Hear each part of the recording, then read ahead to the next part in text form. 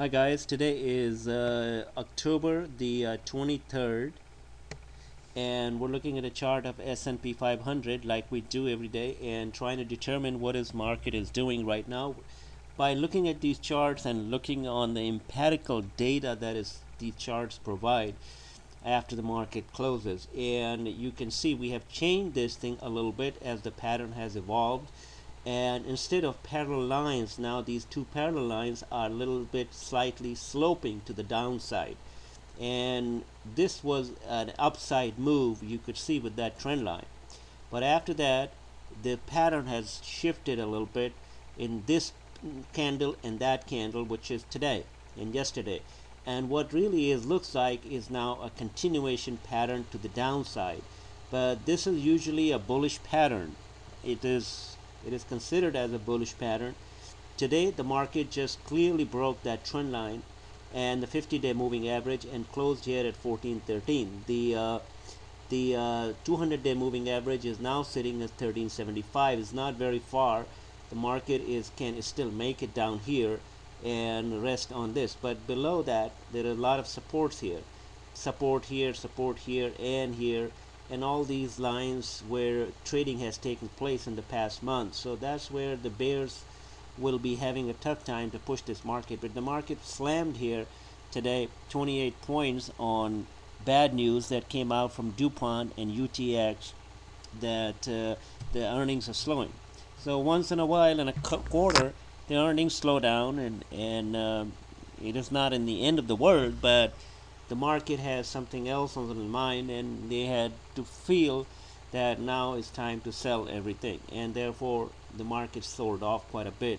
It didn't have a chance from the day one, from the very get-go. Let's put it a 15-minute chart here, and you can see the gap down here, and then it just stayed down here at 1407 was the low, and it tried to come up here but finished the day again low. It did not have the power to go back up here, and the market just finished the day here. Let's look at another thing here, which is S&P, and we're going to look at NDX, which is the Nasdaq Technology. Nasdaq Technology is now sitting here. This is Nasdaq 100, not the Nasdaq full. So this thing is already sitting on the 50-day moving average. So that means that S&P is still lagging behind. And if I put Dow Jones DJI here, you can see here Dow Jones is 13,102, and the 200-day is right about 140 points below it. So I think it should make it down there and touch it at least and satisfy itself that yeah, we have been there, the trip has been completed. But it is also that sloping pattern here, and I haven't drawn those lines here in these two stocks. Let's look at some of the stocks. Major stock Apple, what a day it had. It went down here, went up yesterday and slammed down again. And the let's look at the 15-minute on it, and you get an idea. This is the 15-minute here. It came down here, went up here, and then again came down here to 613, which is what it is resting.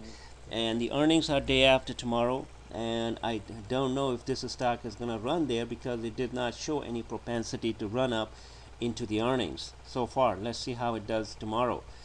And that basically is the Apple had a product release here, and usually the thing is they run, the stock runs into the product and then sells off, but it's selling off faster than it's running up.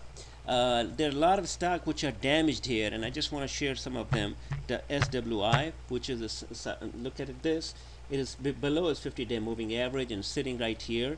MLNX, Mellnex Technologies, that stock is touching the 50-day, 200-day moving average. I'm going to go through them very quickly. BIIB,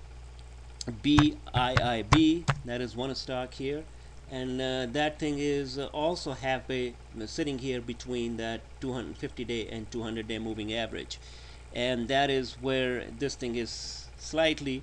And there are a number of charts like that which are just doing nothing here but just breaking down. Another one that comes to mind, ALXN, which is this stock, and then also in the last 3 days it deteriorated almost to the 200-day line. So that is all we have for today, and I'll get back to you with another edition.